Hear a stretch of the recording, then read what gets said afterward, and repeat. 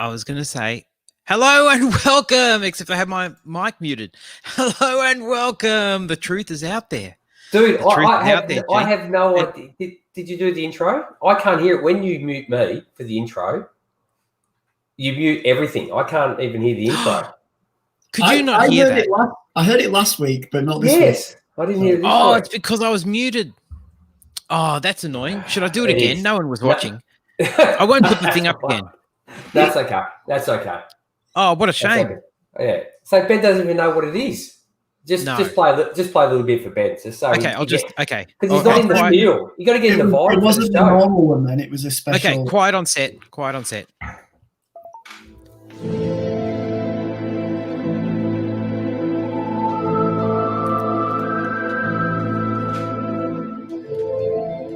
Ben's going, what the hell is that?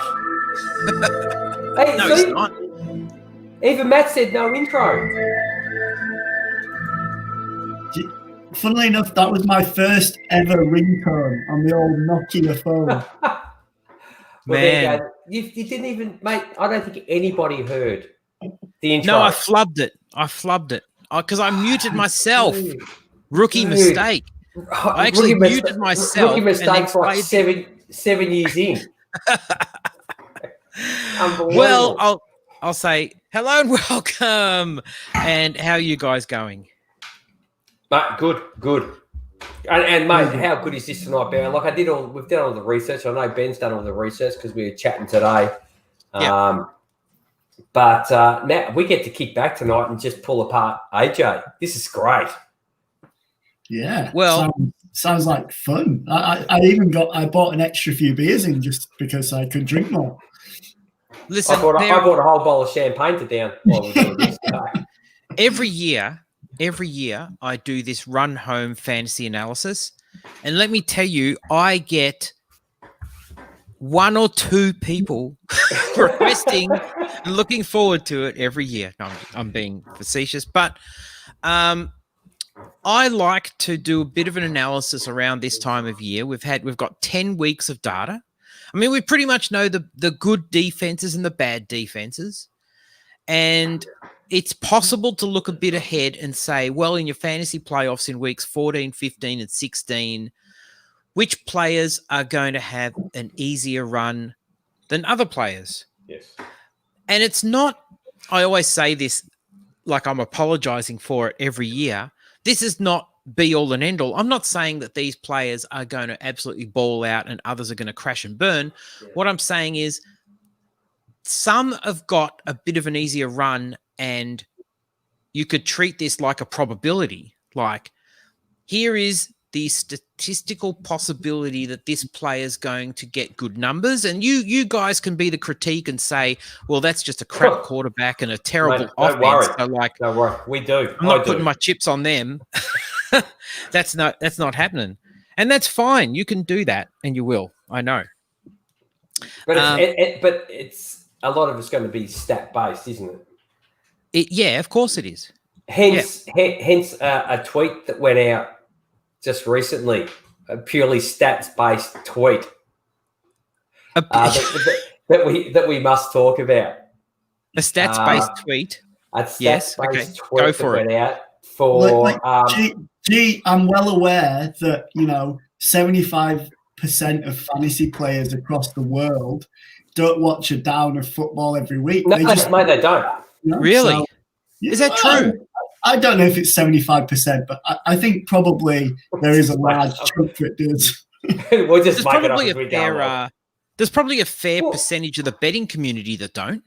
Mate, there'd be okay, let's say 75 too much, but okay, they get there and they sit on the couch on a Sunday and they flip red zone, red zone, or they flick between games, and they might take in 2 or 3 games for the week, and then base everything else on highlights, what other people have to say, box scores, stats, and all that.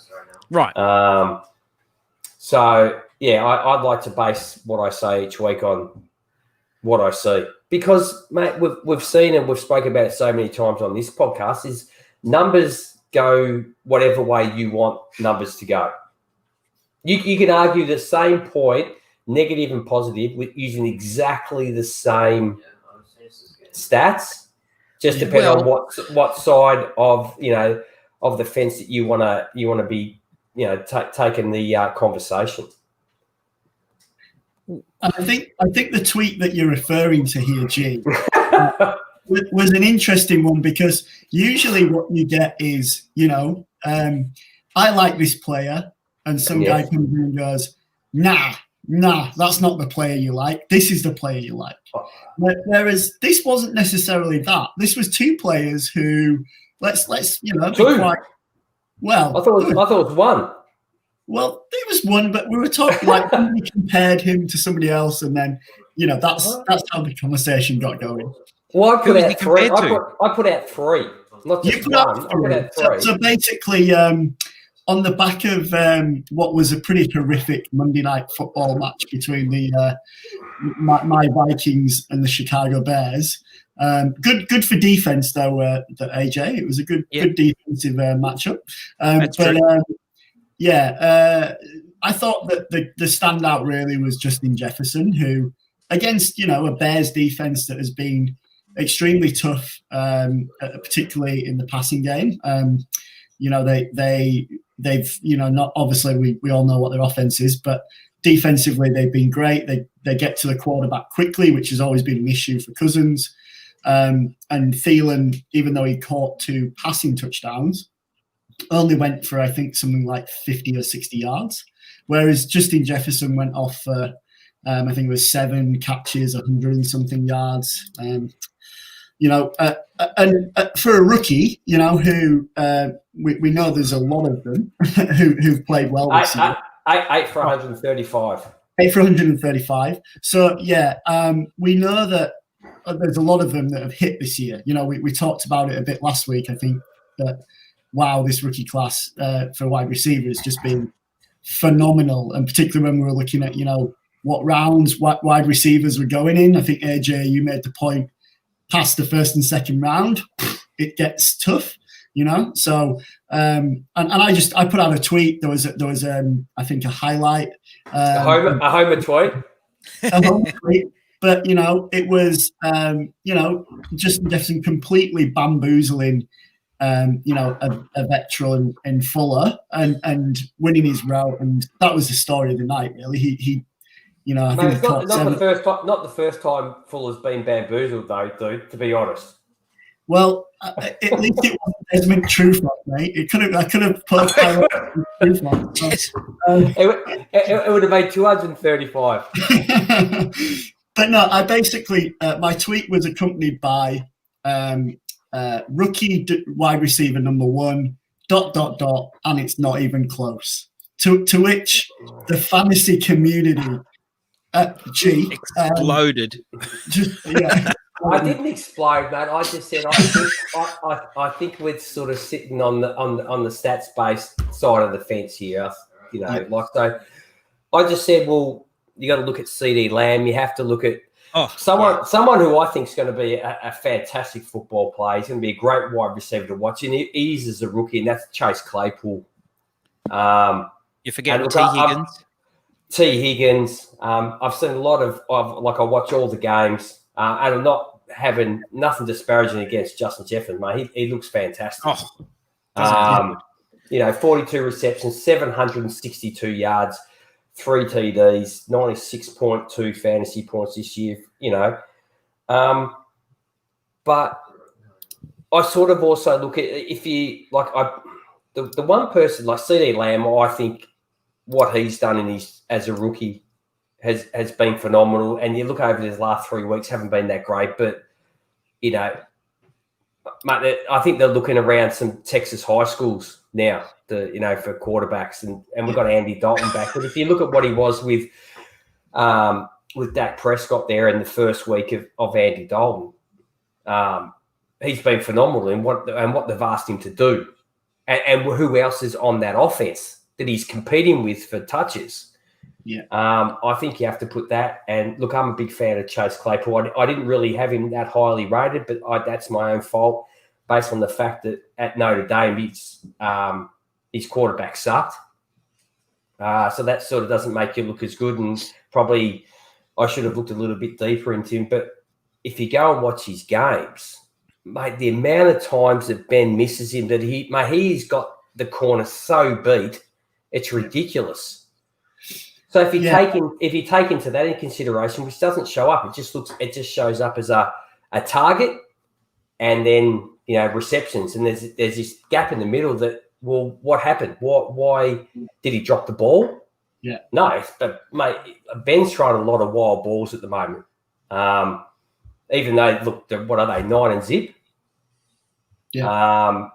And they look great, but there are a lot of balls that he's just sort of throwing up there, and they're not really close. And Chase Claypool has been, on the better side of a touchdown on that many occasions. It just doesn't show up. And I think, if you looked at stats, they're the things that you miss. Unless you watch the games, they're what you're missing. You just look at the numbers and go, yeah, he's having a good season.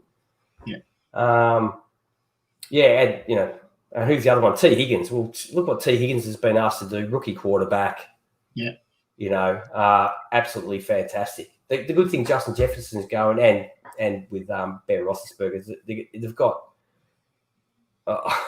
I'll say quality for at least one of them, possibly Ben, maybe. But they're both NFL standard, starting veteran quarterbacks. You know what I mean? Yeah, I think, and like I said earlier, that it wasn't necessarily a chat about, oh, well, no, that guy isn't good. We're dealing with a lot of good here. So how do you actually, how do you shake out the gold from the rest of the, jewels kind of thing? I guess it's a tough one. And, I think, like you say, the point that I was trying to make was that CeeDee Lamb was the one. I think Jerry came in with CeeDee Lamb as well. Neil came in, I think, with Jerry Jeudy. But the point that I was trying to make specifically around the comparison with CeeDee Lamb was that generally rookie wide receivers are given a lot of time in the slot because they, that helps them adapt, helps them get up to speed pretty quickly. And Jeudy and particularly Lamb have played a hell of a lot in the slot. I think, Lamb's 85% in the slot. And funnily enough, Jefferson was basically a slot receiver for a lot of his time at LSU.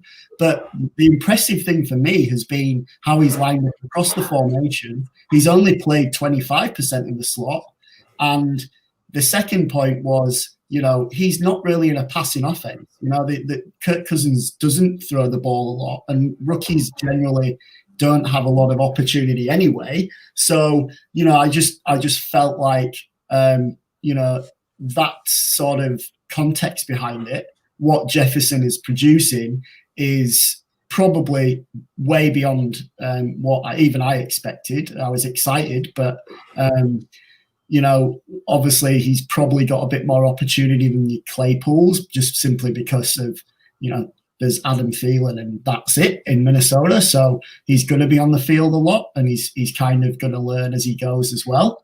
But yeah, I think it's a really interesting conversation when you're talking about, all right, so if you have to pick one, right, who do you pick? And granted, G, it's only week 10. It's only week 10. It is only so week 10. You sit on the couch for the next 6 weeks, mate, and you let me know at the end. That's like you said. It's probably the CeeDee Lamb. Like, okay, he plays in the slot, but that's his position. Do you know what I mean? He was drafted to play that spot. He has two guys on the outside already. So that's what he's asked to do, and he's done it incredibly well. Yeah, in a very tough position. The slot, like knowing that probably nearly every time you catch the ball, just ask now, like what I've always spoken about. Just ask Julian Edelman, who I think is one of the toughest bloody footballers that I've ever seen, just for the amount of pounding that someone gets and keeps doing it. Wrap them up, AJ. I need to get tonight. Andrew, go trade for Jefferson Claypool. There you go. There's your fantasy advice. Yeah, we're just talking about, This is what we're talking about. We're talking about rookies. This is football, isn't it? You know. Like, yeah. But, how many years do you have where you could actually go out and actually start so many rookie wide receivers in your fantasy teams? Yeah, it's a damn good rookie class. No, I'm starting. I don't have any stock in Justin Jefferson, but I have Chase Claypool. I start him every week. If I had CD Lamb, I'd be starting him every week. T Higgins you can start every week.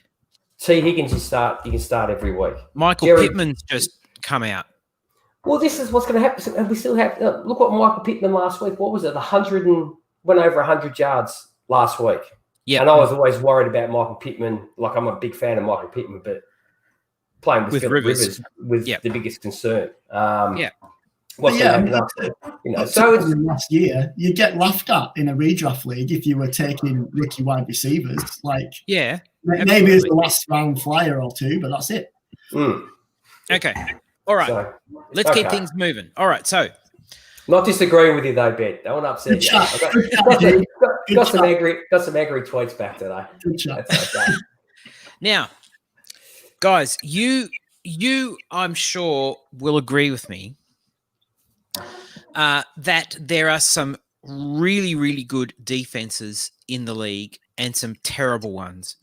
And the really good defenses do make a difference to fantasy output. And the terrible ones make a difference to fantasy output, correct? Yes. Done. That's it. No, I'm just finished. Kidding. All right, finished. No. So listen, just as I'm going to give you a few little pop quizzes as we go. So, off the top of your head, this will be easy. Give me some of the best defenses in the league. Full stop. Steelers. Yes. Steelers, yeah, they're in the top 5, yes. Ravens? Yes. Top 5, yep. I would also probably say the Chiefs. Yes. Now the Ravens, Steelers, and Buccaneers. Chiefs. Actually, I should preface this by saying that what I've done here is by fantasy points. So I'm not talking real NFL defenses. It's sort of the same. Yep. But by fantasy points, the Ravens, Chiefs, the Ravens, Chiefs, and Steelers are all equal 4th. But give me the top. You haven't given me any of the top 3 yet. Bucks. Yes, number 3 in fantasy points. Correct. Miami. No. Well, that's not bad though. That's a bit of a fly. Where are Miami? Washington. Miami are they're actually middle of the pack. They're 14, believe it or not. Washington. Nope. Washington are 11. What? Yes. 11? Yep. Seriously? Yeah, seriously. I looked up what we were meant to be doing tonight before we've changed because AJ's done some actual research for a change. Yeah. I looked up the Washington and they were in like the top 5 of like run defense and pass defense, aren't they? No, they're 19th for run defense. Anyway, who's the best one? I can't believe you haven't given me the best one yet. Oh, thank you, Andrew. Voice of sanity. Yeah, the Colts are at 1. Yeah. Thank you, Matt. The Rams are at 2, and the Bucks are at 3. Okay. And no, not the Swans, not the Swans D. But nice try. Well, Swans D not the Chargers. D means nothing when they're playing against the Tigers, who have like just the best overall. And see if you can give me the 5 worst fantasy defenses. And Falcons. By worst, we mean the best, right? Because these are the defenses you want to be playing. Yeah. Yes, Falcons are number 4, 4th best. Seahawks? No, not the Seahawks. No. What? Seahawks are very, very bad. They're the worst team for wide receivers, right? That doesn't put them up there. No, because they sort of balance it out in some other areas. So overall, I'm just going to say, if wide receivers are scoring that high, we say like against the Seahawks, yes. Yep. That means that has to mean that they're terrible against quarterbacks as well. It has to be. How do you have one without the other? They are. Let's see. Yeah, they are. They're second. They're the second best team against quarterbacks. And Second the worst. worst, and the best team to play against for wide receivers. Mate, you're not telling me the running backs are... But 18th for running backs and 22nd for tight ends. Okay. I'm just telling you. All right. Oh, no, it's not your fault. I don't see how that works. Might sound weird, but the 49ers? No. So Matt's given me the Cowboys. They've definitely won. They're the second. Browns? They're at number 2. No, not the Browns. Falcons at number 4. The best team to play is the Jags.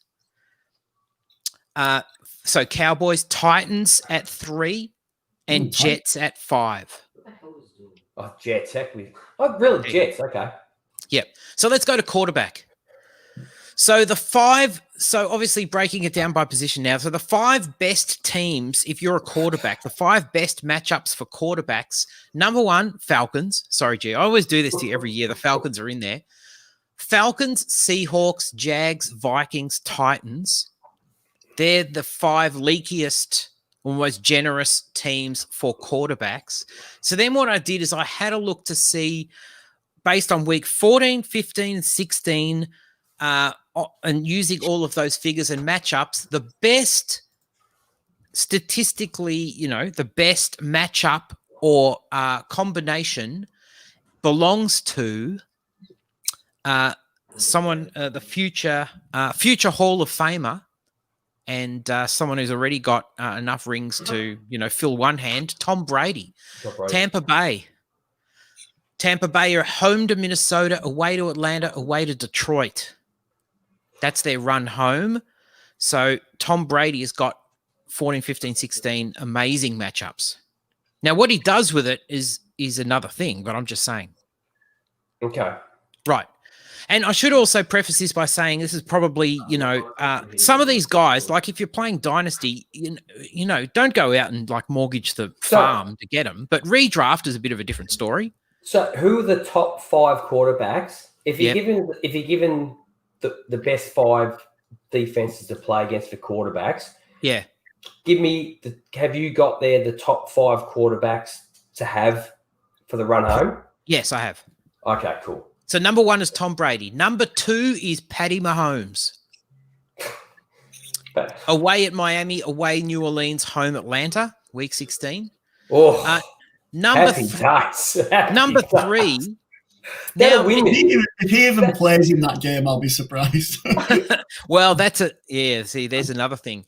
Who's the backup? Who's the backup in? Chad Henne. Is it? I think so, isn't it? Or is it? Who's the guy last? Yeah, Chad Henne, I think, possibly. Yeah, but I mean, come on. Would you be going out to get Chad Henne? Now, mate, week 16, Patty Mahomes against the Vikings, against the Falcons. It's like, mate, you've won. If you've got Patrick Mahomes, you've won. Home to the Falcons. He's home in Kansas City. Yeah. Oh. So the third best is a guy, I'm not even sure if he'll be playing, but Chicago. So I wrote down Nick Foles, but will it be Nick Foles? I don't know. I think they're currently reassessing the position, whatever that means. I'm not sure. They reassessed the play calling duties, and that didn't really change anything. So every time you give someone in the 5, it's just like someone that you're not going to start anyway. We have it every year. Oh, and it looks like Nick Foles is the guy this year. Yes. So you'd start Brady. It's obviously you're starting Mahomes. Yep. And not Nick Foles. The number 4 you would start, and that is Justin Herbert. Yep. Home to Atlanta, away to the Raiders, and then home to Denver, week 16. Have you seen? I was looking at his numbers yesterday. Yeah. Have you seen if he played like a full?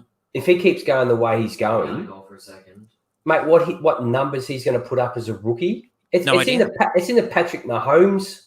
Oh yes, I believe territory. So. Yeah, I believe it is. It's not going to be 40 touchdowns, but it's going to be 30 plus. with close to like 4,500 yards. Yeah, that is incredible. Quite remarkable. That is quite remarkable. And his haircut's terrible. I think his mum did it. I preferred his. I wasn't quite a mullet, but I preferred his sort of, shaggy, long surfer hair to what he's got now. I don't know what the hell he was doing. Like, shape it, dude. Like, do something. Matt brings up a good point here. In week 16, KC could be trying to win home field versus the Steelers. Very true.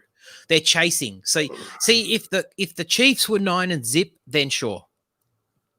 But the fact that they're chasing makes all the difference. And the person at number 5, again, I don't know, is he the quarterback? Washington. So Alex Smith, I wrote down. Yeah, forget about it. So you want to know who's got the 5 worst matchups? Again, some of these you're just going to play because they're good players. But Alex Smith, I'm nervous all the time. Yeah, I don't know why. Maybe it's because he almost lost his leg and lost his life. Maybe it was just a broken leg. It wouldn't bother me, but and maybe because we've all seen what the leg looks like. Even now it's just like it's held together with tape. Yes, yeah. But last week, Alex Smith gave 15 targets to J.D. McKissick, and I think another 6 to Antonio Gibson. Yeah. So if he's giving you 20 plus targets to your running backs out of the backfield, and you're in a PPR league, that's some serious points there. Let me tell you. But J.D. McKissick gets 10 touches, and you know how many fantasy points you get if it's a full point PPR?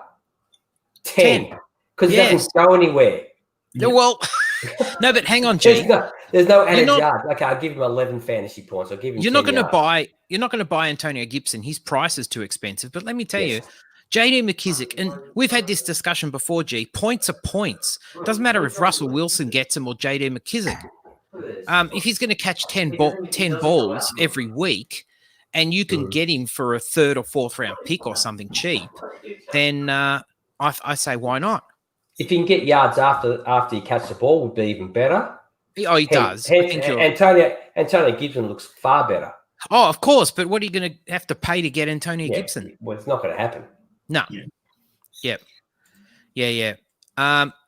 Catcher Raven, thanks for joining us. I know it's very early or late there. Late, early, depending on if you've gone to bed yet, I guess. Now, love the sitar too. The quarterbacks at the bottom of this list are all really big names. Again, I'm not saying you should be trading them or not starting them. All I'm saying is you need to temper expectations. It's like when you play Indy. You know what? If you're a quarterback going up against Indianapolis right now, okay, if it's Patty Mahomes or Deshaun Watson or Russell Wilson or someone, you're playing them, aren't you? But you've got to have in the back of your mind, well, they're probably not going to have a ridiculous outing. They're probably not going to do fantastic. And that kind of typifies this bunch. So the quarterback who has the worst run in the fantasy playoffs is Deshaun Watson. Well, that could come back and bite him on the ass, just about like who's he throwing the ball to? Yeah. Well, yes, that's right. 5:30 a.m. Yeah. Cheers, Raven. Appreciate you joining us. Yeah. Give it the time. Good effort, dude. Yeah. Not out. Deshaun Watson has away at Chicago, away at Indy, and then home to Cincinnati. Cincinnati are middle of the road D, but that away Chicago, away Indy is brutal. Yes. That's weeks 14 and 15. You may not even make the final. I think the other point there is that the Texans just, their run game is awful. Like, in previous years, Watson has managed to at least be, very, very fantasy productive because he's had a competent running back. Even Lamar Miller, say what whether you liked him or not, he was an average middling running back who at least allowed Watson to probably throw 10 times more a game than he is at the minute. So, and that was one more apparent last week where, they just think they had 3 points by halftime, and Watson had thrown the ball maybe 12 times. It was just horrendous. Now, again, I'll stop repeating myself, but I'm not saying sell the farm, but all I'm saying is, if you're in a redraft league and you've got Deshaun Watson, you might be able to flip Deshaun Watson for it'd probably be Deshaun Watson plus and get a Patty Mahomes. Man, you would be so much better placed in the fantasy playoffs. It's a big risk, obviously, but I'm just saying. You could crash and burn week 14 because he's playing Chicago, and what if he brings home 10 fantasy points, right? And then you're screwed. So the second worst is Josh Allen. Home to Pittsburgh, away to Denver, and away to New England is his run. Okay, I'm not too concerned with Denver after what they put up. Their effort. Yeah, and look, another weakness with the stats is I'm using the whole 10 weeks, and as you know, G, the thing changes. I know. I remember when you used to do. You used to look at the last 3 weeks. Last 4. Or last 2. Yeah, last 2 I've weeks. looked at the whole 10 weeks. So, okay, I admit that that's a weakness in the data. But, okay, the third worst would be Tua. Super flex, you're probably starting him. Probably not in single quarterback, you're not starting him. But he does look very good, I must say. Does look very good. Home KC, home New England, and away Raiders. No pressure on Jordan Love. No pressure, dude. 3 quarterbacks look good. Two Love look very good. No, he's a bust. And Tua looks okay at the moment, but it's a very, very small sample size. Jordan Love, no pressure, dude. And someone's going to fail. And unfortunately, 3 guys are looking okay. No pressure. I tell you, if you have Burrow, Herbert, and Tua all become, even just starting quarterbacks or better than average quarterbacks, that makes this quarterback class historic. It doesn't happen often. Mate, you got Justin Herbert at number 8 and Joe Burrow's at number 14 at the moment. I think the thing with Jordan Love at the minute is, I think we're getting to a point, aren't we? I think now where if you're not starting, out your first rookie year, you're already a little bit in trouble. Unless you're, the only ones who've kind of bucked that trend are probably Patty Mahomes recently, who did sit out the first year. But he was always kind of, you knew they were going to move Smith along, and he was going to start. Aaron Rodgers is not going anywhere, right? No. So that then begs the question: can he afford, as a rookie quarterback now, to go into next year and sit again? I don't think he can. Well, in the past, it's worked okay. Worked okay for Aaron Rodgers. Oh, sure. It was a different age, though. It's a different time. That's what I'm saying. It's because everything's time now. Yeah, everything's I can't click for some reason. I can't click on my left, but it is, isn't it? It's the society that we live in has gone into every aspect of how we live is disposable. If we can't have it straight away, it's useless to us. Yes. I mean, I've seen. I think, maybe 3 or 4 of my leagues, I've seen Jonathan Taylor hit waivers this week. That tells you, I think, the kind of fantasy world as well as real world we're living in, and I just don't see. If you've got a Jordan Love you're probably still sat on your taxi squad, and he'll probably sit there next year as well in Dynasty. But what do you do with him? Wait. Yeah. But you just told me he was going to be a bust, G. I didn't say it was going to be a bust. I said there's a little bit of pressure on him now, seeing what's happened before, and someone's got to be crap. The odds are not in his favour. The odds are not in his favour, but. The problem with that too, Ben, is when you stick a guy on. Sorry, AJ, I'll let you get on in a minute. But when you put someone on your taxi squad only lasts. I think the ones that we play in is a maximum of 2 years. Yeah. So after 2 years, you've got to decide what you're going to do with Jordan Love, and I'm guaranteed that he's still not starting in 2 years' time, probably. Yeah. Yeah, that's as long as Aaron Rodgers is happy with where he is. It's probably got Aaron Rodgers has now flipped it, and that's all about, mate, I decide what I want to do. You're not deciding now what happens with me. Yeah. So, yep. All right. The fourth worst fantasy matchup schedule is Kirk Cousins, who is at Tampa Bay, home to Chicago, and then away to Justin Jefferson.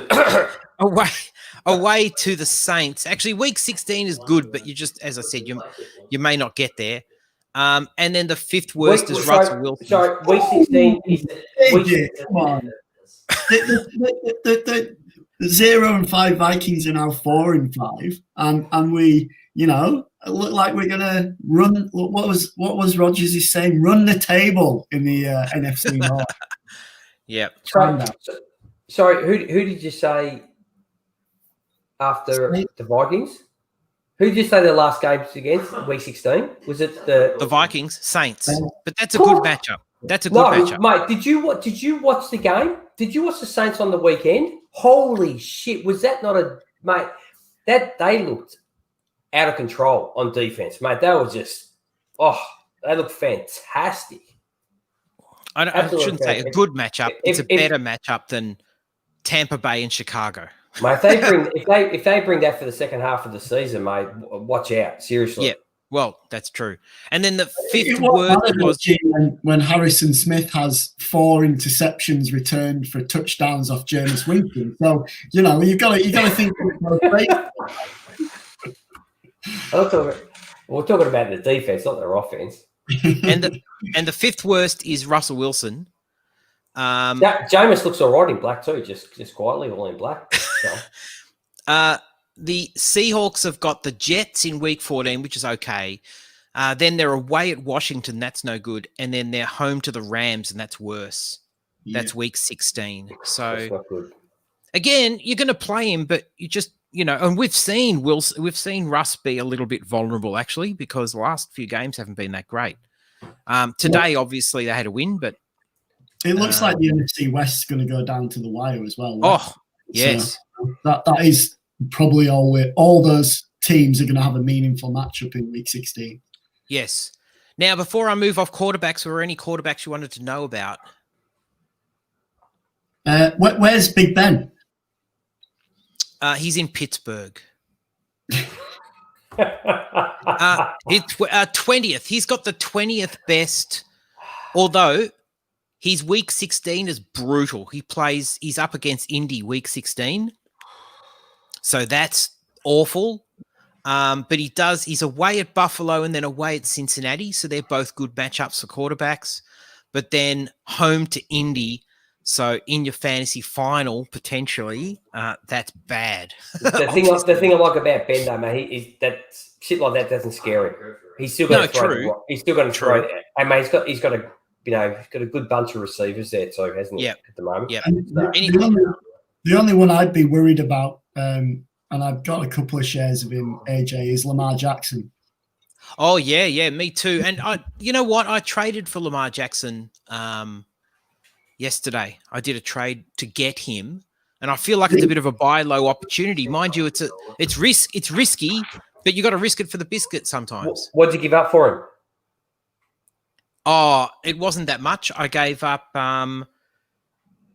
because I've got quite a few quarterbacks in this league. I gave Tannehill and Tua, and I got back with Lamar. I got Gallup and a first-round pick. I'm not doing that for you. Oh, that's a good trade, I thought. Oh, you've done, you've made it like a bandit. But yeah. Lamar has got the 9th best run home. Cleveland, Jacksonville, and the Giants in week 16, which is not brilliant, but Jacksonville week 15 is great. Cleveland week 14 is pretty good. Okay. So, 9th best for Lamar. Okay, running backs.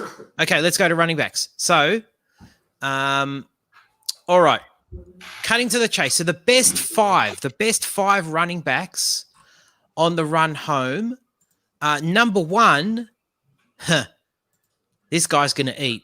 And I don't mean Zeke. This guy is going to eat. It's King Henry. Tennessee. They're away at Jacksonville, home with Detroit, and then away at Green Bay. That's their fantasy playoff run. So Derrick Henry has got the best possibility there. Yeah, Detroit and Green Bay, they're two absolute killer, like perfect matchups if you're in the finals. Did I tell you the best five teams to play for running backs? Lions, Texans, Packers, Raiders, Panthers are the best five. So Derrick Henry's got the best run. Second best run is Aaron Jones. Green Bay away at Detroit, home at Carolina, home at Tennessee. Number three is, I honestly don't know. You'll have to tell me who this is, but Chicago are at number three. I mean, you tell me. Who's that? At the minute, because Foles is injured. He took a big hit, and I doubt he'll play. And to be honest, I thought they were a bit harsh on benching Trubisky. I thought he actually running back Ben. Oh, sorry, running back. Yeah, this is like Ryan Knoll or yeah. Artavis Pierce. Yeah, I think what you've got there though is you've got a passing offense, haven't you? So either way, you're going to be really short of options. I mean, if you've got a Bears running back, you're not probably starting him right now, are you? Yeah, no, you're not even thinking of fantasy playoffs probly either. No, and as we said, like with the quarterbacks, AJ, is that the fact that there's always going to be someone on this list that it's not relative to who they're playing, and now we've just found out that it's the best backfield. Yeah. Okay, number four. Now here you go, Ben. Is the Colts. Yeah. So Naheem Hines and maybe JT is going to be a late bloomer, and we were hoping that J.K. Dobbins is going to come good at the end of the year. J.K. Dobbins might be more a 2021 possibility, but JT, because he's got away at the Raiders, home at Houston, and then away at Pittsburgh week 16. That's not great, but those three together, though, is the fourth best run home. I just can't see the volume for JT there, even for the rest of the year. And also, we even more so, we know Phillip Rivers, yeah? So he's going to look to pass first, and if he isn't going to pass, who's going to be there on the check down, it's going to be Naheem Hines. So it's not going to be JT, and it's not going to be Jordan Wilkins. So I think it's surprising how much they missed Marlon Mack this year, I think. That everybody in the start of the year was going, ooh, sell Marlon Mack, because of JT and all that. And to be honest, I still think that that's a great pick from the Colts, and I don't think they could have passed him up at that point either. But in terms of his actual production going forward, I mean, he just looks completely out of his depth right now, and he's probably one of those that, a bit like your Darrell Henderson last year at the Rams. It was clear that the coaching staff just thought he's not ready at all, and we've got to just accept that and move on. I'm not sure, because Matt got injured, that he's obviously been forced in to play a bit more. Right. But they've still, Wilkins was taking a lot of the short yard stuff last week. Well, we saw that, didn't we, Ben? I think the first time they were inside the 5 or whatever it was, outside the Naheem Hines touchdown that he got, as soon as they were inside the 5, it wasn't JT, it was Jordan Wilkins carrying the ball. And the week before against the Titans, he got stopped twice on 4th and 1, did Wilkins. And then last week, they still give him it. They still give him the ball again. So, that's a worrying sign. Yeah, absolutely. People are saying it's this. Oh, really? Yeah. Maybe a bit of the Trent Richardsons. Let's hope not. Oof, that's the name. That's the Voldemort name that will not be mentioned. Indianapolis too. Yes.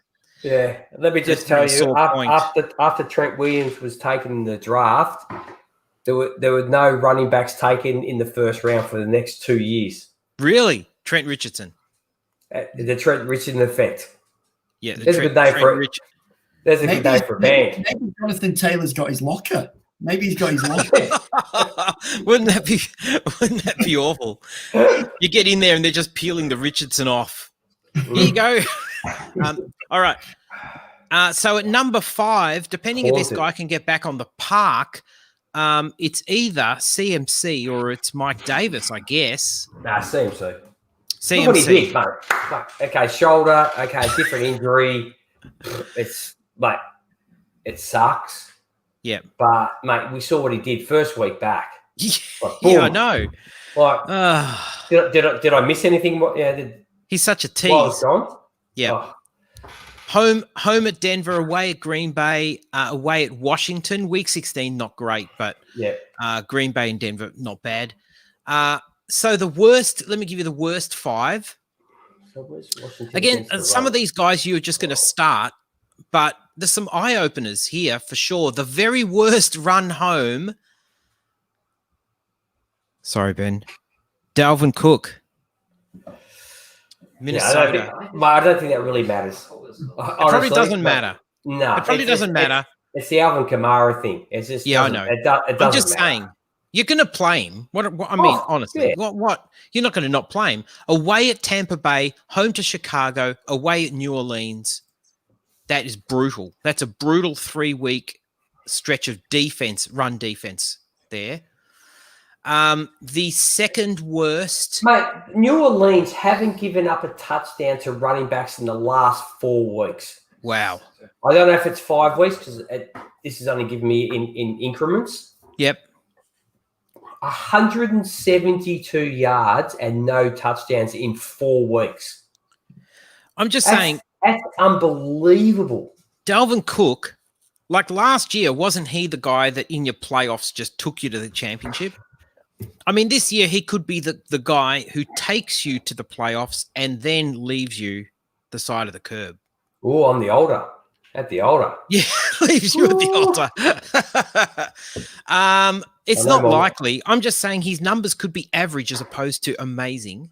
Well, average for him would be like, what, 15, 17? Yeah, but he's an exceptional player, so he's likely to rise above it. But he's going to get as better now. He's going to get the workload anyway. So yes, but this particular player, the next worst one might have more trouble, and that's Clyde Edwards-Helaire, second worst run home. Away Miami, away New Orleans, home Atlanta.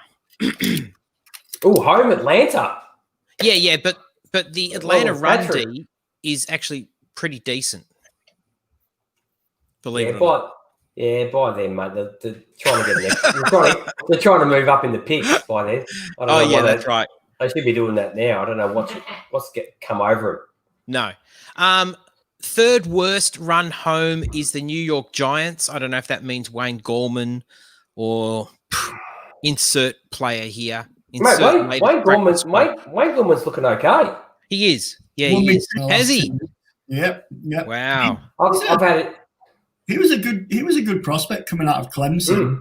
He was just a lot of people were like, oh, he's got like one of the best offenses around him. He's not really that good. He's everybody's doing the work for him. But I'll tell you what, every time he stepped in, he's looked like he could start on a lot of teams. Let's put it that way. Yeah. Yeah, I've had him sit on bench the last 2 weeks. So that works well. Fourth worst run home is the New York Jets. So I don't know who that is. Forget it. And the fifth, we're not playing anyone from there anyway. Let's not kid ourselves. It will be fun.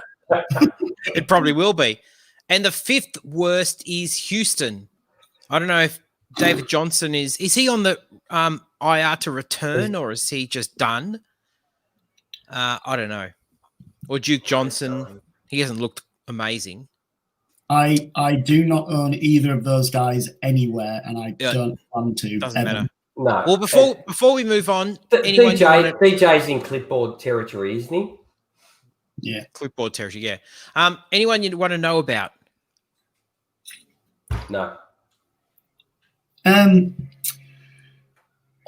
mean, the guy that I've got a fair bit, and you've just alluded to him, AJ, is J.K. Dobbins. And yep.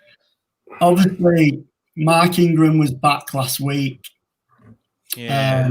As well. I think Gus Edwards still got the majority of the carries there anyway. Obviously, I just don't know what value he's got outside of, potentially an injury happen really to one of that group. But even then, you're still not, Lamar's the goal line back, isn't he? He's gonna be at the goal line taking that run. So I mean, he's my RB. He's been sort of pushed into my RB2 in a lot of leagues because I had a lot of Eckler and Mack. So, that's do I go out now and go get, like you say, AJ, a JD McKissick instead, or someone who's going to maybe see more volume, and even though, the offense isn't as great? Well, it depends. In redraft, obviously that's a completely different story. Like Dynasty, J.K. Dobbins' value is still pretty high. Yeah. And deservedly so. You put, if you give him the opportunity that Ingram and Edwards are currently getting, I think he would look amazing.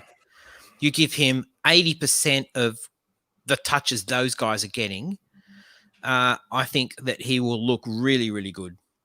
He's looked good in the touches he's had. It's just been so limited, though. He's not getting many touches, so he's not really startable. As you said, I've in a couple of leagues I've had to start him because it's just so, so it can be sort of desperation stakes. Mate, it would have to be because only twice this year he's given you like 10 plus fantasy points. Yeah. Oh yeah, that's right. Like week one, I think it was it like close to 15, just a little touch under 15 fantasy points. I said, here we go.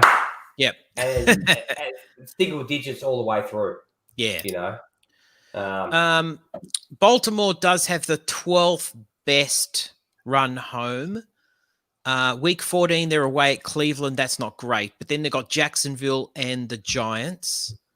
So it's pretty good, but it's hard to start anyone. And if you're starting someone, I don't know. As I said, you're probably going to be starting someone of a desperation, but who are you starting? Probably Edwards? Maybe? You can't start any of them, can you? No, can't trust any of them. No, you can't. All right, do you want me to go to wide receiver? But we still have time for someone to maybe become the guy. Yeah, that's true.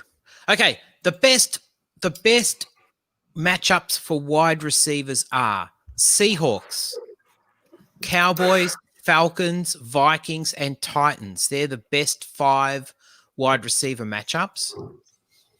And looking at wide receivers, what's that? I said Justin Jefferson. Looking at the run home for wide receivers, the best run home, and of course, I'm not just talking about the wide receiver one here. I'm talking about wide receivers across the board. So there's a few ways you can kind of swing this. You can say, there might be a few possibilities. So the best run home for wide receivers is the Los Angeles Rams. They are home to New England, home to the Jets, and away to Seattle in week 16. They have Seattle. So I would think Woods and Kupp are going to have some good opportunities. Kupp's been a letdown this year. He really has. Well, yes and no. He's got like 2 touchdowns all year? He's catching lots of balls though. Yeah, but what was it last year? Was he around about? Yeah, but he went in the second half. Was it 13 or something he had last year? Could be. Yards he was getting? Second half of last year, though, he went real quiet. Mate, I'm just looking at the Seahawks. Mate, the Seahawks have given up. Gaggers left on that. Okay, the most TDs to wide receivers is 16. They've given up 13. Mate, they have given up probably over 600 more yards than the second place team. Like, they've been horrendous. Mate, Yes. they've given up 2,597 yards. They're going to give up, mate, they're going to give up over 5,000 yards to wide receivers this year at this rate. Well, maybe, but a touch under. That's bloody awful. Right. Second best team. Sorry, AJ, before you move on, don't forget your boy, Josh Reynolds, who I was reading earlier when I was looking at the stats from last week. He now has he had a 23% target share. Wow. Which is second only to Cook. So, it's interesting to see that. Funnily enough, I think probably the Rams are the only team that have a 3-pronged rushing and receiving attack. Like literally, they all share pretty much the same amount of targets across the board in the backfield as well as the wide receiver core. So, but I still think Robert Woods is the guy to own there. Oh yeah. I 100% agree. Second team is the Bengals. So Boyd and Higgins, I would think. You're not AJ Green. Definitely not AJ Green. Boyd and Higgins. The Bengals are home to the Cowboys. They're home to Pittsburgh. Actually, Pittsburgh are soft against the pass. And they are away to the Texans. So it's actually quite a nice run home for the Bengals. Third best run home. As T. Higgins passes Justin Jefferson as the rookie of the year. Ooh, that'll be interesting. Could be interesting those final weeks. The third best run home is a team that's got more wide receiver passing, more options in the passing game than you can put on count with one hand, and that is the Tampa Bay Buccaneers. They are home to the Vikings, away to the Falcons, and away to Detroit on the way home. So I don't know, but I mean Mike Evans obviously, but then I don't know Godwin, AB. Who do you? AB has led in targets since he's locked up, hasn't he? And that doesn't surprise me because Brady, he's a bit like Rodgers in that sense. I think he targets the guys he likes. Mate, if you talk someone up, you're gonna throw him the pill just to make sure that what you said was a fulfilling prophecy. Yes, correct. Number 4 on my list for wide receivers is the Philadelphia Eagles. Yeah, okay, move on. Well, Travis Fulgham is playing quite well. It might be an opportunity for Jalen Reagor. Not last week. Jalen Reagor's not far away, is he? Is he playing this week? Jalen Reagor, close? Please. Okay. What do you mean, please? He's the next Julio Jones, I believe. Corey Davis is the next AJ Green. There you go. That's probably actually this stat's probably more of a benefit for the tight end, really, isn't it? Dallas Goedert. He's probably the one who you might listen to that stat and think, oh, actually, that I'm going to start him in, a flex if you've got another tight end or whatever. So don't be trading him away. That's a bad decision. In what will be a game that everybody in the country will be watching. In week 16, the Eagles are playing the Cowboys. Oh. So praise the Lord. And in in the fifth best wide receiver situation is the Bears. And now Allen Robinson has proven, it's like it's in the books now. It's not even a contested question. He's proven he's quarterback proof. So it doesn't matter who's at quarterback. Allen Robinson is a fantastic player. He's like that dude. If you ever played Call of Duty. Yep. No. What's the big dude in Call of Duty that comes out with all the headgear? He's like he's huge and he's got a big helmet on and all that. It's really hard to kill him. In Call of Duty? Yeah. Juggernaut. It's like he's a juggernaut in Call of Duty, mate. I can't kill that bastard. When does he come out? He's gun-proof. It's exactly as bazooka-proof. He's grenade-proof. Gun-proof. He's everything. What is he? That's Like Alan the Terminator? Robinson. He's just, I can't get past that level because this dude's in the way. He's like Alan Robinson. Now, do you want to know the worst wide receiver matchup? The worst one, and these guys are susceptible for sure. We've seen this over the last few weeks, and that is Seattle. Now, if you have DK or Lockett, you're starting them. I know you're starting them, but home to the New York Jets, that's pretty good, right? That's week 14. But then away to Washington and then home to the Rams is 15 and 16. Not good. No, matchup. week 16 is a bit nervy. Week 16 is no good. Second worst is the Falcons. Second worst is the Falcons. Away at the Chargers, home to the Bucks, and then away at the Chiefs. Okay. So, but just playing, just with not the Chiefs, it's just playing there is just, it makes you nervous straight away. Oh, yeah, totally. Just playing there. And, you know, in a normal... That's really good, AJ, because I own a shitload of Tyler Lockett, DK Metcalf this year, Calvin Ridley, great. Hey, yeah, but those guys will transcend. But okay. But anyway, third worst is New England. So move along. Fourth worst is it's like the ugly girl on Twitter. Just what? Swipe left. Is it left? Geez, you're pretty quick at knowing that. Well, no, I assume that right is right. Swipe right because it's right. Oh, is it right? No, I don't know. I have no idea. I got no idea. I'm guessing. As quick as AJ was to know it, you were very quick to go. Oh, is that how you? I've got some single mates, mate. I know how this stuff works. I'm living my life through my single friends. So, do you work with them, G? Yeah. Do I work? Do you work with them, the single friends? No. They're just good mates. Just a good mate. I live my single life through him. Yeah. So. Fourth worst is the Panthers. And the fifth worst is the Jags. DJ Moore has been, I think, probably a disappointment this year. Yeah. Well, he's got a hard run home.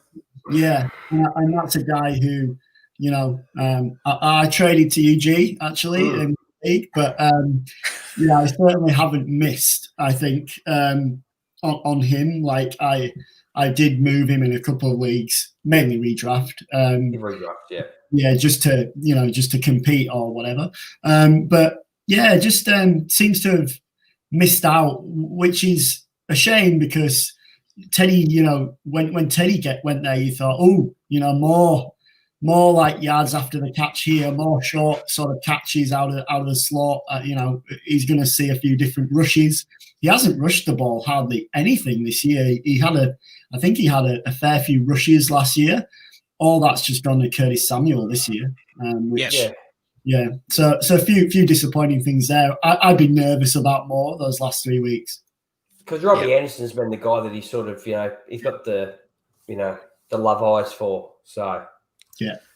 Now, are there any wide receivers you'd like to know about? No, because all the wide receivers that I have on a shitload of teams, I've mentioned.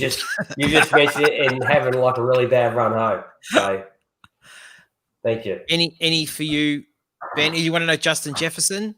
No. I think you said they were in there, weren't you? They were in no. No, okay. But you know how I said the fifth worst was the Jags? Yeah. The sixth worst. Well, the sixth worst is the Vikings. They're away at Tampa Bay, week 14. Then they're home at Chicago, week 15. And now if you're still in the fantasy playoffs, then week 16, they're away at New Orleans. which is slightly better, but still, it's the 6th worst. Nah, AJ, I usually book my holiday for week 15. I'm usually off by then. I'm down in a wood with no cell service at that time. Okay, all right. What about the Falcons? Did you say where were they? Oh, no, I didn't. Oh, no, I did, didn't I? I said they were the second worst.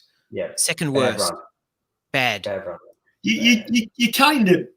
I don't think that bothers me though. Like really, if Julio and Calvin Ridley are fit, who are the two guys I have a bit of Russell Gage, but you got to feel like they're still going to produce. I mean, they're a passing offense. Yes. You know, even though the matchup's probably not ideal, I think you're still plugging them in as both of them as WR1s. Yeah, and they're going to become more of a passing offense because Gurley, as the year is going on now, will start. If this is not the last year of Todd Gurley, I hope he's not at the Falcons next year. Go somewhere else. Yep. Basically, he's a bit like you know when you see the guys running with the parachutes on the back. Yep. So they start off, and the parachute hasn't come up yet. So fair call. Like by week 7, the parachute's about fully inflated. And you start. Yeah. No. He started to look like. Yeah, he started to look like the years have taken the knees sort of taking its toll on him again. I think. Oh yeah, and look, I think it was a bad pickup. I was never happy about the pickup in the first place. I don't know what they're thinking. No, neither do I. The thing, I mean, with this data, you're going to play your studs. I'm not suggesting otherwise. You're going to play your studs, but it's the guys who are probably like the average guys that maybe you'll sort of do a double take on them. You might say, "Ooh, it's a bad matchup. Do I really want to play?" I mean, you talk about DJ Moore. I'm not saying he's a bad player, but DK and Lockett, you're playing them. Julio and Calvin Ridley, you're playing them. DJ Moore, maybe not. Or maybe it's if you're in redraft, maybe you can bail on him for someone else. Maybe you can kind of roll the dice that way.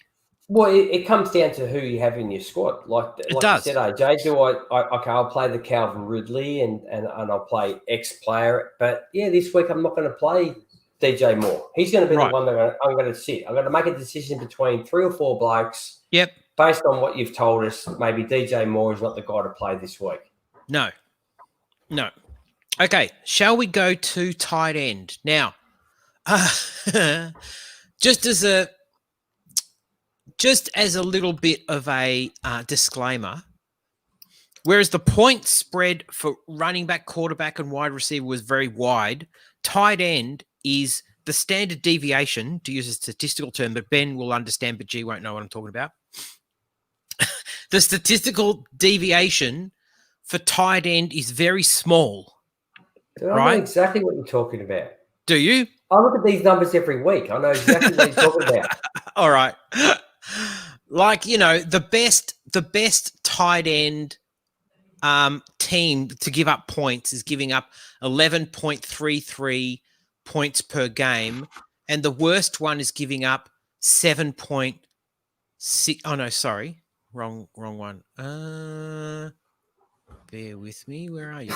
Well, while you're looking at that, I'll just give you what you're talking about. Number 4 tight end this year at the moment is Jonas Smith, right? 99 fantasy, almost 100 fantasy point, 99.9. Yeah. Andrews 98. Kittle, who's injured on IR, 98. Hurst 96. Jimmy Graham 95. Robert Tonyan, mate, 91, 90, 80. Even just the tight end market is it's outside it. Take away Kelsey and maybe a little bit of Darren Waller, but Kelsey's so far ahead of this. Oh, he is. Yeah. But yeah, it'll be the same in teams giving up points. If it's that close between fantasy points between tight ends, it's going to be very close between what defenses are actually giving up to Correct. tight ends as well. Correct. And because of that as well, like if there's any sort of accuracy to anything that I've said, this is probably the place where I'll be the least accurate, because tight end is just all over the joint. Tight end is basically, oh my God, just score a touchdown. Yeah. Score a touchdown. I don't care if you don't get any yards, just at least give me a touchdown. Is he a starting tight end? Tick. Oh, good. I'll start him. It's the old pulse. It's got a pulse starting type thing. That's right. Exactly. So the number one. Yeah, go on, G. Yeah, go on, AJ. Because I was going to say that the only guys you probably, in a year as bad as this, I think, with tight ends, the guys you're probably looking at are the guys who aren't tight ends. So like your Mike Gesicki's and your Evan Ingrams, who are basically wide receivers and are classified as tight ends because they do a bit of blocking every now and again. Well, maybe I can give you some dart throws here. So the top 5 teams to play if you're a tight end, number 1 is the Falcons. Number two is the Bengals. Number 3 is the Chargers. Number 4 is the Jags. And number 5 is the Bills. And the best run home for a tight end, believe it or not, interestingly, is Noah Fant.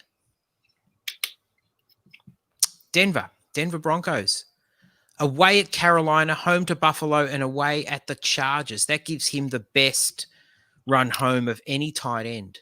Is he constantly playing with an ankle injury at the moment? Yes, seemingly, but at least he's playing. And as long as he keeps playing, I don't think there's a problem. And, with the other injuries and stuff that's going on with their offense, he's getting targeted as well, quite a lot. So that's pretty good. Number it's 2. It's quite weird with Noah Fant. Like, I had him as the second best tight end coming out, and I didn't like him. Not that I didn't like him. I wasn't that high on him. Even though I had him at number 2, goes to show how much there wasn't in that class. But it'd be interesting to see start anyone. Is basically the moral of the story. Mate, you could probably hold that up for the last decade. Yeah. I have to laugh, but it's like, how many years have I done this for, G? Have I done this run home analysis thing? Maybe 5 years or something? Oh, yeah, at least. Mate, probably every year we've been doing the pod, which is 6 or 7 years. I've lost count. Yeah. And every year, there's always the phrase, oh, gee, I'm sorry. Yeah. The worst team for X is the Falcons. Mate, they're always in there. It'd be really interesting talking about Denver if Albert O wasn't on IR and he was healthy, just to see what he'd do, knowing that Fant is, they're putting him in there with the ankle injury. And then probably, if they had someone else to play, they might not be sticking him out there as much as they are. I personally feel a little bit like Fant is a dynasty sell. Yeah, because of Albert O. Albert O looked very good. I agree. And what we were meant to be talking about, the research that we were doing for this week's alternate topic, I would have definitely been talking about Noah Fant, because, you think about the capital as well, first round pick there, only a couple of years ago, at that time, they had an aging quarterback situation. You didn't really know who was going to be a quarterback there. And then they've got the young quarterback. And usually what you see is the young quarterback, connecting with guys like the tight end pretty quickly. And that just hasn't happened, he's not, when we look at, fantasy points, something like TJ Hawkinson is way ahead of him in that sense. He's like below, that group that G mentioned, like he's touching 85 points. But funnily enough, when Drew Lock has been under center, he hasn't caught more than 4 passes. So, you got to wonder whether, like you say, is he a sell now? What could you get for him right now? Would you take a second for him? Oh, a second. Yeah. Yeah. Hang on. I'm out for sure. I'll take the What, second. a second? I'll take the second. You'd sell him for more than a second, I reckon. Mate, no. What do you mean? No, mate, no one's going to give you a first for Noah Fant. Dude, if second for Noah Fant, mate, I'll be taking. Yep, I'll flog him off for a second, and I'll back myself that I'll find somebody else in the second round in a rookie draft. But as you said when you read off the best tight ends so far this year, it's a wasteland, and I think Noah Fant's worth more than a second round pick. Fant's number 13. Well, mate, he's not, because you're not going to get a first. Seriously, someone's going to give you a first. Mate, someone gave me a first for Noah Fant. Mate, I'll come round there and I'll wash your car. Give me a second round pick and a player. Then a second round pick and a decent player. A decent player. I've probably taken a player that I felt that's going to be better in the coming years. I don't think they're going to give you a second round pick and a good player for Noah Fant. I might be wrong, because we'll look at the trades differently. Yeah. Oh, yeah. True. It depends on the league too. Okay. Second best run home. Now there's a big question mark here, and I don't know what the answer is. Sorry, before you move on, just put it this way: if you're in a draft, and there's a 12-team league, are you going to use a first-round draft pick on a tight end? No. Well, why would you give away a first-round draft pick for Noah Fant then? Because tight ends are tight ends are very hard to find. Sorry, Ben, what was that?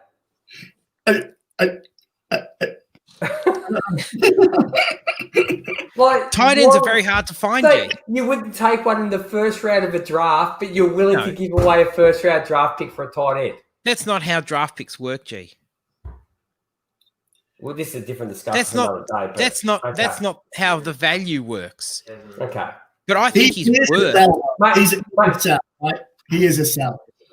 The only person I'd give a draft pick the first round would be Travis Kelsey, and I still wouldn't do that because I don't know how long Travis Kelsey's got left in him. Unless I had a team that could win now, and I wanted to win now, that's it. I don't know anybody else playing at the moment, or maybe George Kittle. Granted, George Kittle. Kittle's young. I'd give it away a first. Yeah, but George Kittle's starting to get more and more injured. I know. Isn't he? I know. And in a league that I've got George Kittle, and this year he's obviously been more injured than he was not, and now he's scrubbed. But I can't sell him. Believe it or not, this is hard to believe, but I can't sell him. Probably because also, I want like 95 cents on the dollar. I'm not selling him cheap, but still what I'm saying is he's not that easy to sell anymore. I think because of the injuries. And they're starting to mount up. Yes. No? If he comes back, so let's say, okay, what happens if George Kittle, the beginning of next year, you could probably safely call him like, this is just pre-week 1. He's the number 2 tight end in Dynasty, right? Behind Kelsey. Yeah. But even Kelsey is like 31. Keep going. If Kittle gets hurt next year, then what does that do to his fantasy value? It's got to really plummet. Yeah, mate, Kittle has to come out next year and have like 4 or 5 games, no injuries. Yep. Light it up. Yep. Then he's worth that. Worth his value again. Mate, I'm nervous about the amount of injuries that I don't know. Is it the same injury? Gee, I don't think you can. I don't think you can stop him being himself, which is just a guy. No. He loves the contact. He's gonna go in. He's gonna give, and that's gonna take its toll on the body. If you watch Kelsey, he's a big guy, obviously, and he's strong, just as strong as Kittle is, just as aggressive. But his running style, he compacts himself, he gets the ball down. As soon, whereas Kittle's kind of stays too upright, he's got his arm out, he's wanting to fight people off. Like Kelsey's just more robust, and he's a better ball carrier, and he's not, he's not going to invite the kind of contact that Kittle, I remember with the knee, you're seeing Kittle getting hit around the thigh knee area because he's staying upright for too long and he's trying to, hurdle past people almost, as in that sense. Whereas Kelsey knows, right, if I get down low here and I drive my legs, I can still get another 6 or 7 yards because it takes 3 guys to bring me down. Mm. So I think what you saw at the start of this year was Kittle being taken before Kelsey in certain rounds, in certain drafts.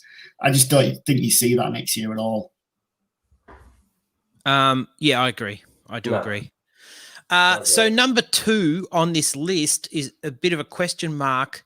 Well, it was anyway. It is even more so now, and that's Seattle. Now, Greg Olsen. No, just move on, dude. Will Disley today. Now, I was a bit of a... Mate, Greg Olsen is the dartboard. Throw out the dartboard. Yeah. But you're facing the opposite way of the dartboard and you're throwing the dart behind the back. No. I'm not recommending starting Greg Olsen. But what I'm saying is I would have almost said Will Disley, but I don't think he's the guy we thought he might be. When Olsen was out today, they were playing what's the other guy? Jacob Hollister. Yeah. And Disley, I think, even had a couple of drops. He didn't look very good. So that's a bit of a mess. Okay. Anything 3 tight end room that are seeing targets is like a zero fantasy option pretty much. Yes. The third best run home belongs to the Gronk. Home to Minnesota, away to Atlanta, away to Detroit. Gronkowski. I like it. I like it. The only argument you would kind of make is mate, so many targets. Mate, you're definitely getting into the playoffs. They're playing Atlanta. You're definitely getting into the playoffs. There's just so much competition for targets in Tampa Bay. But Gronkowski's been doing all right, though, having said that. Because, again, Brady likes him. Brady will throw the ball at him.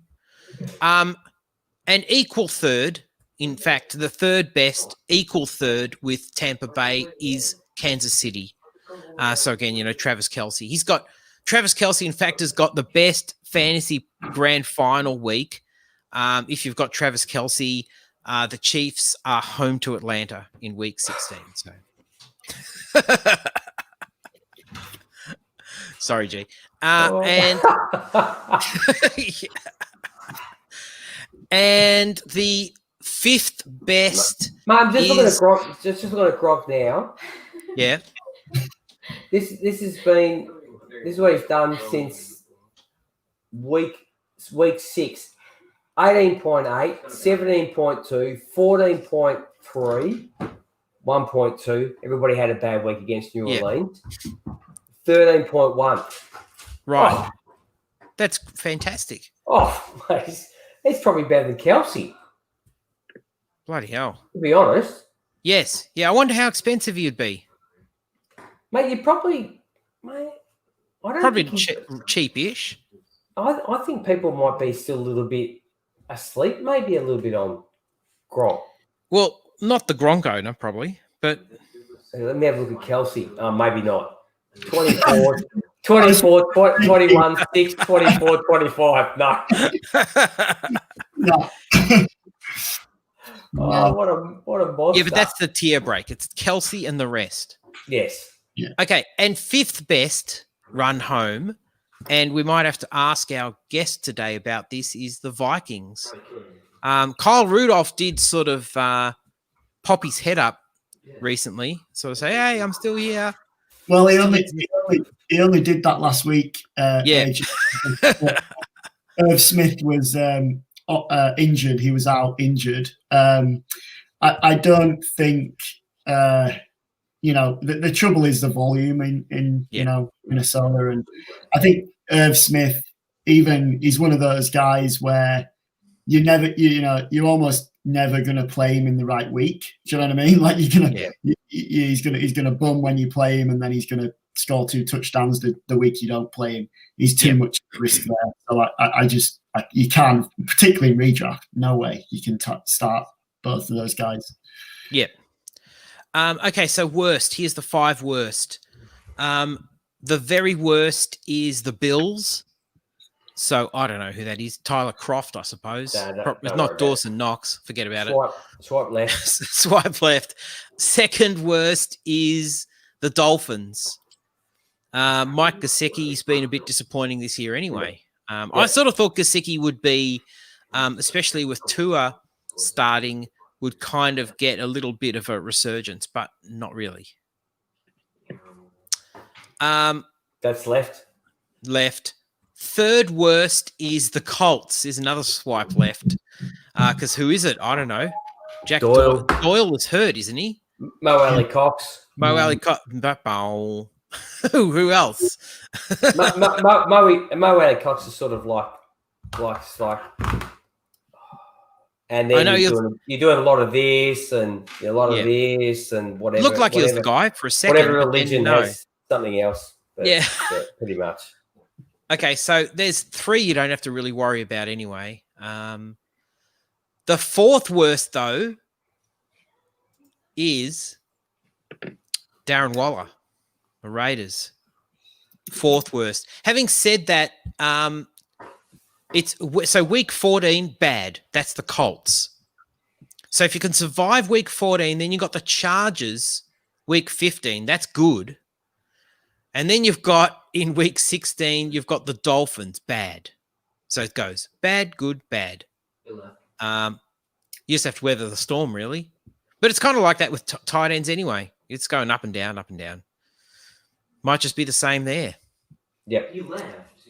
And the fifth worst is Washington. So I guess that's Logan Thomas. Mate, but the Dolphins, okay, now granted what you were saying about the Dolphins over the last 4 weeks have been ranked 27 against tight ends. So as the season's going on, they're getting worse and worse against tight end. Right.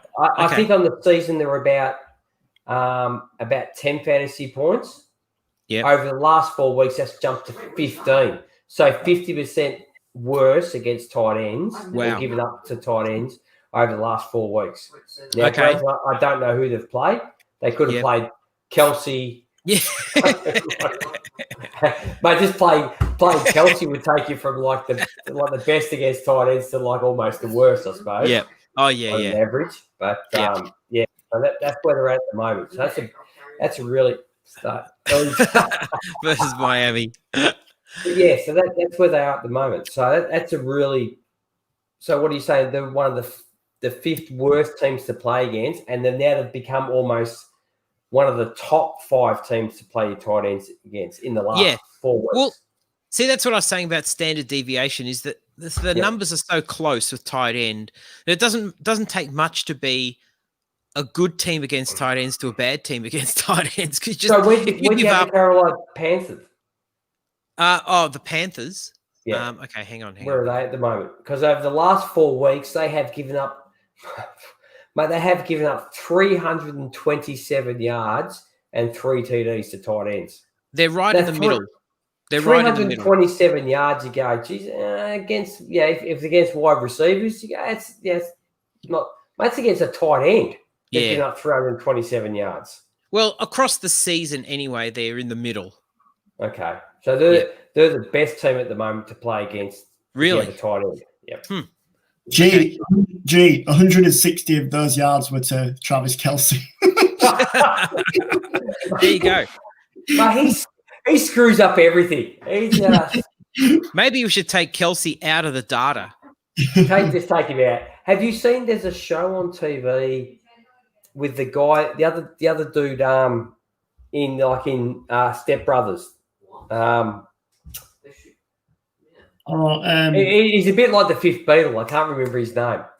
John C. Reilly, is it? Yeah, Yes. John C. Reilly's in is it called Moonbase or something about a group of guys get together and are sort of like being tested by NASA to see if they can go to the moon, like for a moon base or Mars or something like that. I don't know what it is. Yeah. Travis Kelsey's in it. What? And they're all shit scared of him. Travis Kelsey's in it. Is it a reality show? No, he was in a reality show though, wasn't he? About finding his girlfriend or something. I have no idea, but he's in this show like it's like a mini, not a mini series, like a series. Oh, and he's in it. He's one of the 4 guys in this moon base thing. Let me just tell you, mate, he has the sharpest looking lines. Like really? Beard to hairline, yeah, sharp. Like not a hair out of place. But yeah, he's in it. And everybody's shit scared of him.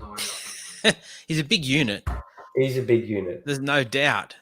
In 2017, he did a reality TV show called Catching Kelsey. And it was all about a dating show where women fought for his attention to become his girlfriend. Catching Kelsey. How's that different to his life? Women fought for his attention. A bit like me in my 20s. Yeah. Any tight end situations you'd like to know about? It's all a bit of a mess, tight end, but any teams you want to know about or players? Well, I guess the one question that really interests me is who is going to be the Travis Kelsey in the next 5 years? Are we going to have because I think even before Kelsey, it was kind of Gronk versus everyone for a while. There wasn't. Yeah. There's always been kind of a tier 1 and then everyone else, like you say, AJ. Who's your next guy? Who's your next guy to step up? Yeah. I mean, Kittle's the obvious answer, but we've kind of talked about his injuries. Mark Andrews is probably a guy who, he's very touchdown relevant. Though, like if he's not getting touchdowns, he's not getting the volume and target that Kelsey is. No. I still think Mike Gesicki's got an opportunity there in Miami. I mean, let's be honest. He's been in the league, I think, 2 years now. He's had, bad quarterbacks, as in, not real consistent quarterbacks.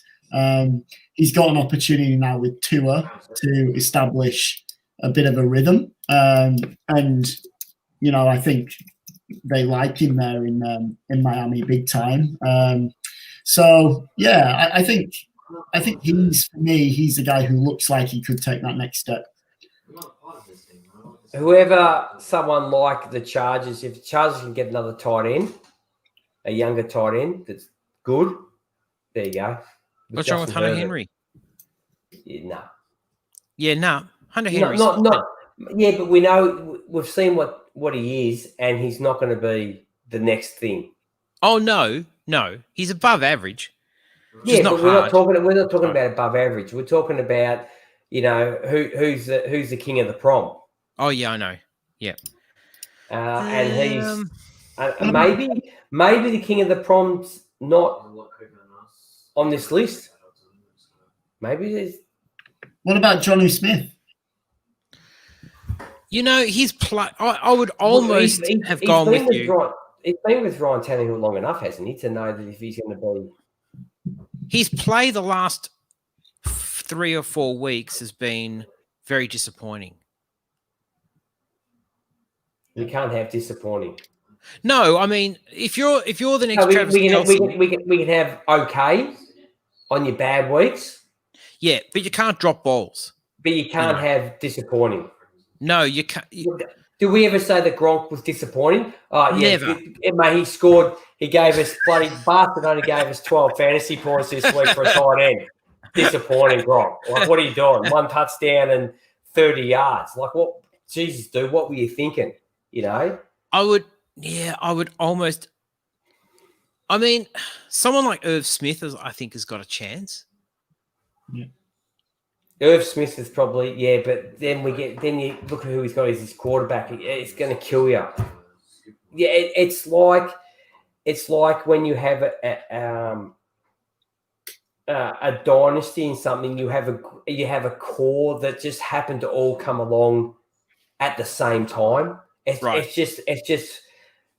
It's good drafting, but it's a bit of fate as well that they all come together. And you get these guys that just gel together and are great. Yeah, and I don't, and that was Brady and Gronk. We've got Kelsey and Mahomes. I don't know if there's a quarterback there with a tight end at the moment who fits that demographic.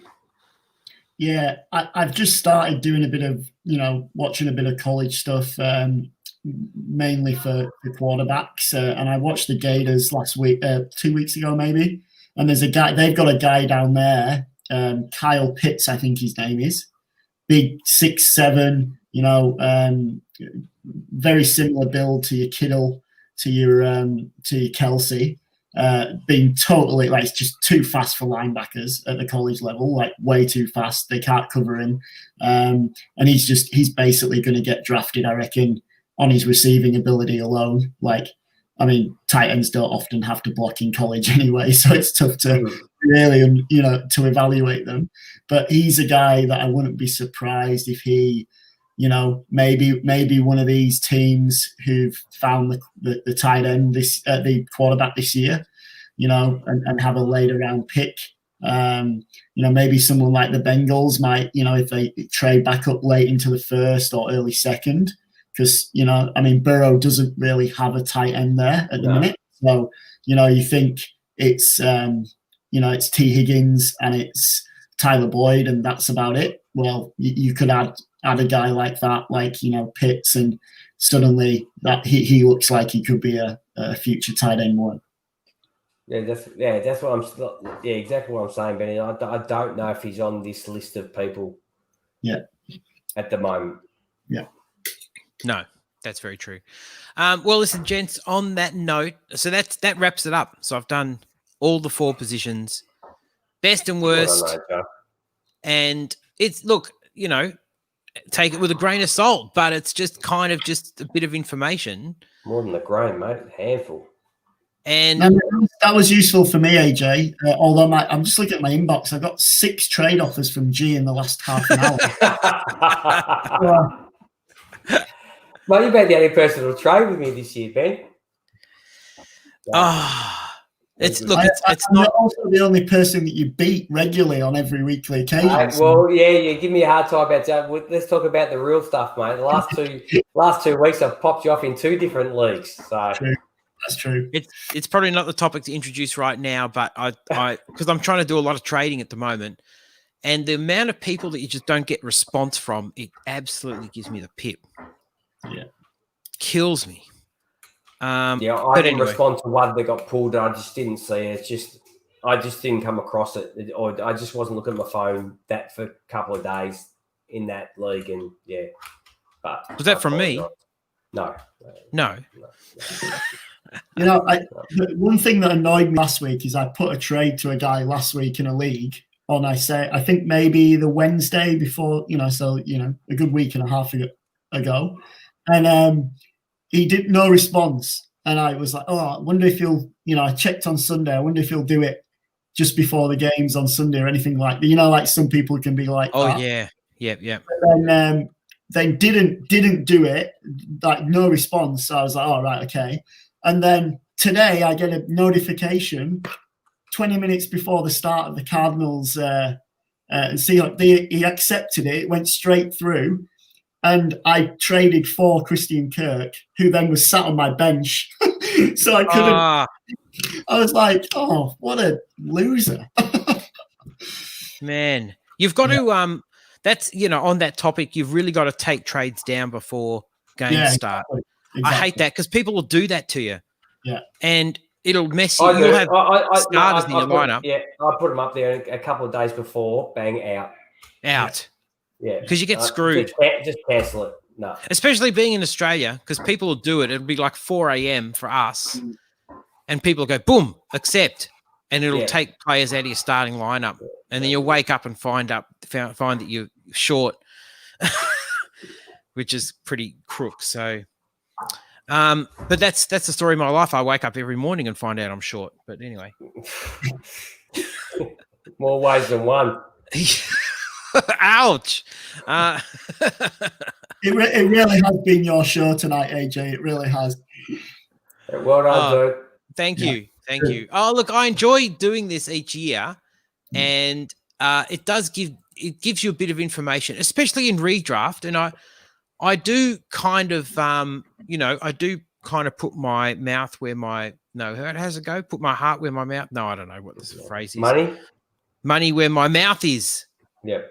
A little bit. And I will use this in redraft. I will definitely use it in redraft. Not to be silly, you kind of go after the value guys a bit. But, there's some things you can definitely do. All right. Yeah.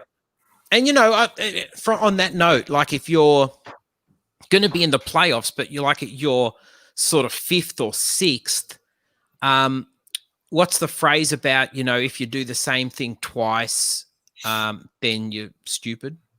Or something. But if you're 5th or 6th or you're 7th and you're sort of in that realm where it's a win to get you in and out and you're sort of being 50-50, mate, don't you think it's about time you made a change? Yes. No, it's if you do the same thing and expect a different result. That's it. Yeah, but that's what I'm saying. Like, but along the same lines, is if around how trade goes, if you sort of like 50-50 on the season and you're sort of on teetering on making, well, either it's all or nothing, isn't it? Yeah. Well, it's interesting, Edge, both of you, our Melbourne League, I think there's 2 teams at the top, Melbourne G, that nicely, but then there are 4 teams that are 6-4 and 4 teams that are 4-6. Like it's, that's very quickly can be a 1-game swing, and it's coming down to tiebreakers and things. So I'm on the 4-6 side, as are you, AJ. Yes. But it's very, very, very easy to, within 2 weeks, be in the playoffs. So they're the decisions that you want to make pretty now. Well, there's the reason you're 4-6. Okay, work out why am I 4-6? What do I have to change? Yep, absolutely. What do I have to give to the guy that's 8-2 to make his team better? Take it from there.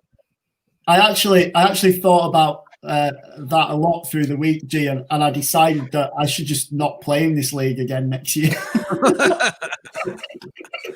But at least next year we might be able to actually get together and be in the same room. So, that's right. That's why we do it. Yeah. And my work has just gone through a multi-million-dollar redevelopment, so we might even have a flash new war room to. Like with all the mod cons, so that should be good. Nice. Very nice. Very nice. All right. On that note, and a poll for the. No, I won't go there. No, don't go there. On that note, I will wrap it up. Thank you, everybody who's joined us live or is listening back to this. Hope there's a few little nuggets in there. Maybe, maybe not. See how you go. And yeah, and look, I'm more than happy to. If you ask, I've got this spreadsheet, available. You can just ask me if you want to know, what sort of runners player X got home compared to other players. You can ask me. And another thing that I didn't go through because just, from a time perspective, but you can kind of make up if you want to. And now 44. Yeah, I know. That's why I didn't go through it. But if you combine players, you could put together 2 tight ends to make a tight end 1. You know what I'm saying? Yeah, put together 2 tight end 2s and have a tight end 1 run home, for example. Yeah. So leave another position totally off the board that you might make more points with. Yeah. Well, if you've got you really struggle wrapping this whole thing up, don't you? It's a money ball. It's a money ball strategy. Okay. So yeah. Okay. I should wrap it up. G, thank you very much. Ben, thank you very much. Thank you, everybody who's joined us. We really appreciate your patronage and have a great week. Week 11 coming up. Thanks for listening. And I never know how to wrap this up now. On behalf of AJ, Ben, and myself, we'll catch you next time. Thanks. There, you did it. Okay. Thanks, everybody. See you later.